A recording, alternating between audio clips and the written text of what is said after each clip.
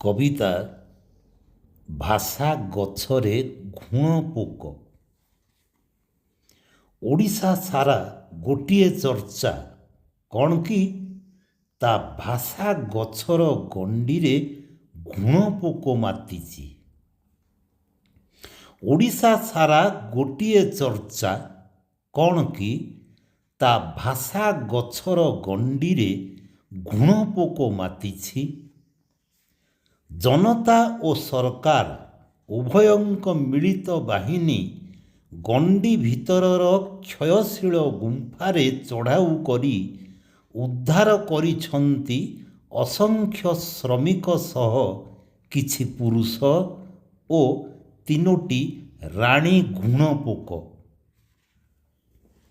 ଏଠିକା ଅମଲାଙ୍କ ଅହଙ୍କାର, କ୍ଷମତାରୋହୀ ଛଦ୍ମବେଶୀ ଶିକ୍ଷିତଙ୍କ ହାକିମାତି ଏବଂ ମଧ୍ୟବିତ୍ତର ମିଛ ବଡ଼ଲୋକି ଉକ୍ତ ରାଣୀମାନଙ୍କ ପରିଚୟ ବୋଲି ଆଜି ଭୋରରୁ ଟିଭି ଗୁରାଳି ଛାଡ଼ିଛି।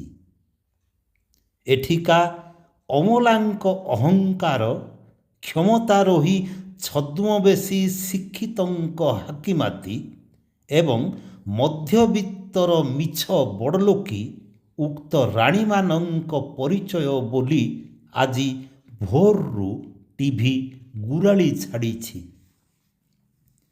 ପୋକଙ୍କ ଉତ୍ପତ୍ତି ପାଇଁ ଶୁକ୍ରାଣୁ ସମ୍ପ୍ରେଷଣ କରୁଥିବା ଅଭିଯୋଗ ଆସିଛି କିଛି ମିଶନାରୀ ସଂସ୍ଥା, ମଦ୍ରାସା ଓ ଇଂଲିଶ ମିଡ଼ିୟମ ସ୍କୁଲ, ହନୁକରଣରେ ମତ୍ତ କିଛି ବିଦେଶୀ ଦେଶୀ ସାଂସ୍କୃତିକ କ୍ଲବ, ଫିଲ୍ମ ଓ ଟିଭି ଚ୍ୟାନେଲ, ସଂସ୍କୃତର ଚେର ଛାଡ଼ି କଥା କଥାକେ ପାଶ୍ଚାତ୍ୟରୁ ଉତ୍ସ ଖୋଜୁଥିବା କିଛି ସମାଲୋଚକ, ଯାହା ନୁହେଁ ତାହା ଦେଖେଇ ହେବାର ବ୍ରିଟିଶ ସଂସ୍କୃତିର କିଛି ଅଇଁଠାଖିଆ ଚାଟୁକାର ଏବଂ ଭାଷା ସାହିତ୍ୟର ମାଛ କେଳେଇବା ଦାୟିତ୍ୱ ତୁଲାଉଥିବା କିଛି ମାର୍ଜାରଙ୍କ ନାମରେ।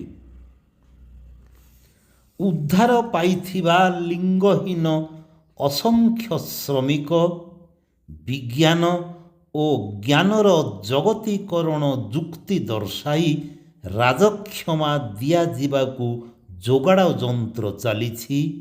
ଯଦିଓ ସାମ୍ବାଦିକ ସମ୍ମିଳନୀରେ କିଛି ମନ୍ତ୍ରୀ ସ୍ୱୀକାର କରିଛନ୍ତି ଯେ ଯେତେ ଯାହା କଲେ ବି ଆମ ଭାଷା ଗଛର ସୁଆଦିଆ ଗଣ୍ଡିରୁ ପୋକବଂଶ ନିପାତ ହେଉନି। ଆମ ଓଡ଼ିଆ ଭାଷା ଗଛର ସୁଆଦିଆ ଗଣ୍ଡିରୁ ପୋକବଂଶ ନିପାତ ହେଉନି। ଧନ୍ୟବାଦ।